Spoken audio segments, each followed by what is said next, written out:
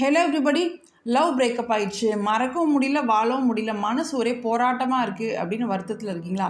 அப்போ இந்த பதிவு உங்களுக்காக தாங்க. லவ் பிரேக்கப் அப்படிங்கிற வார்த்தையிலே இருக்குது பாருங்கள், அது பிரேக்கு தான், எண்டில் உங்கள் லைஃப்க்கு. ஆமாங்க, காரணமே தெரியாமல் கண்மூடித்தனமாக ஒருத்தர் மேலே காதல் வரும். அவங்கக்கிட்ட எவ்வளவோ தவறான பழக்கங்கள் குணங்கள் பார்த்தாலுமே நம்ம மனசை நம்மளே சமாதானப்படுத்தி அந்த தவறுகளை நியாயப்படுத்தி அந்த காதல் அப்படியே கண்டினியூ ஆகும். ஒரு கட்டத்தில் அது பிரிஞ்சு நிற்கும் போது அது ரொம்ப டிப்ரெஷனுக்குள்ள கொண்டு போகும்.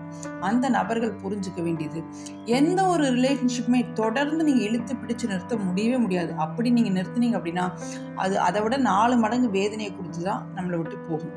ஸோ உங்களை வேணான்னு நிறைய இடங்களில் நடந்தாங்க அப்படின்னா நீங்கள் விலக ட்ரை பண்ணுங்கள். நீங்கள் விலக ட்ரை பண்ணியும் அவங்க வர்றாங்க அப்படின்னா உங்களோட பெனிஃபிட்ஸ் இங்கே நின்று போகக்கூடாதுன்னு அதுக்காக பேசுகிறாங்கன்னு புரிஞ்சுக்கோங்க. அது காதலே கிடையாது. ஒருத்தர் நம்மளை உண்மையாக நேசித்தாங்க அப்படின்னா அவங்க நம்மளை காயப்படுத்த மாட்டாங்க. பை சுச்சுவேஷன், மிஸ்டேக், எமோஷன்ஸில் அது நடந்தாலுமே விட்டுட்டு போகணும்னு என்றைக்குமே நினைக்க மாட்டாங்க. அப்படி நினச்சா அவங்களுக்கு உங்கள் மேலே அன்பே கிடையாது. அந்த மாதிரி ஒரு சுயநலமான நபருக்காக ஏங்க நீங்கள் வருத்தப்படணும்? சில தம்பதிகளை பாருங்கள், ஆஃப்டர் மேரேஜ் எவ்வளவோ அடிச்சுப்பாங்க பிடிச்சிப்பாங்க. அதே கொஞ்ச நேரத்தில் அதுக்கான தடையுமே இல்லாமல் இருப்பாங்க. காரணம் இங்கே உண்மையான அன்பு இருக்கும். அன்பு இல்லாமல் போகும்போது தாங்க அது விவாகரத்தில் கொண்டு போய் முடியும்.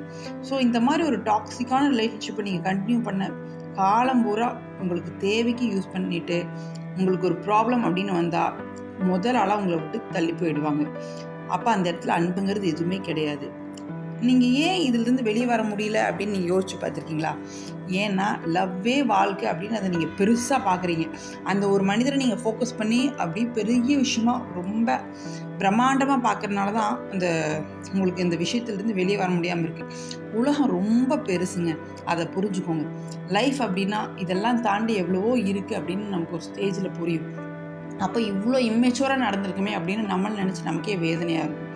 உங்கள் அன்பு அடுத்த நபருக்கு புரியல அப்படின்னா அது யாருக்கு நஷ்டம் யோசிச்சுக்கோங்க, அவங்களுக்கு தான். இப்போவும் உங்கள் காதல் அப்படியே தான் இருக்குது. பட் தேடி போகாதீங்க, உங்கள் சுயமரியாதை இழப்பீங்க. ஒரு ஸ்டேஜில் கண்டிப்பாக அதுவும் புரியும். சுயமரியாதையை விட எதுவுமே நமக்கு பெருசு இல்லை அப்படின்னு நமக்கு நம்ம மேலே வெறுப்பு வந்துடும். இப்படியே தொடர்ந்து நீங்கள் திரும்ப திரும்ப போய் அசிங்கப்பட்டீங்க அப்படின்னா. அதே சமயம் வாழ்ந்து காட்டுறேன் அப்படின்னு நிரூபிக்க போகாதீங்க. அந்த நபர் தேடி வர வைக்கணும், உங்கள் அன்பு உண்மை அப்படின்னு புரிஞ்சுக்கணும் அப்படின்லாம் எதுவுமே தேவை கிடையாது. ஜஸ்ட் மூவ் ஆன் ஆகிடுங்க, கடந்து போயிட்டே இருங்க. அதை விட்டுட்டு மெமரிஸை வச்சுட்டு ஸ்டேட்டஸ் வச்சுட்டு அப்படியே அதெல்லாம் ஒன்றுமே தேவையில்லை. ஸ்ட்ரெஸ்லேயே இருந்தீங்க அப்படின்னா அந்த நபர் ஜம்முன்னு அவர் லைஃப்பை பார்த்துட்டு இருப்பார். இழப்பு உங்களுக்கு தான். இந்த உலகம் ரொம்ப பெருசு. நம்ம அன்புக்காக எவ்வளவோ உயிர்கள் இருக்குது. எந்த எதிர்பார்ப்பும் இல்லாமல் கொடுங்க. நிறைய அன்பு நம்மக்கிட்ட இருக்குது அப்படின்னா அது கொடுங்க. நீங்கள் அன்புன்னு நினச்சி உருகிறத விட இந்த நபர்கிட்ட பல மடங்கு உங்கள் மேலே அன்பு செலுத்த ஒரு நபர் இந்த உலகத்தில் கண்டிப்பாக வருவாங்க. உங்கள் வாழ்க்கையும் ரொம்ப சந்தோஷமான வாழ்க்கையாக மாறும். இப்படி ஒரு மனிதர்கிட்டருந்து காப்பாற்றிட்டார் அப்படின்னு கடவுளுக்கு நன்றியோடு இருங்க. இந்த வீடியோ பயனுள்ளதாக இருந்தால் ஷேர் பண்ணுங்கள், லைக் பண்ணுங்கள். இந்த மாதிரி வாழ்க்கை பதிவுகளுக்கு சேனலை மறக்காமல் சப்ஸ்கிரைப் பண்ணிக்கோங்க. தேங்க்ஸ் ஃபார் வாட்சிங்.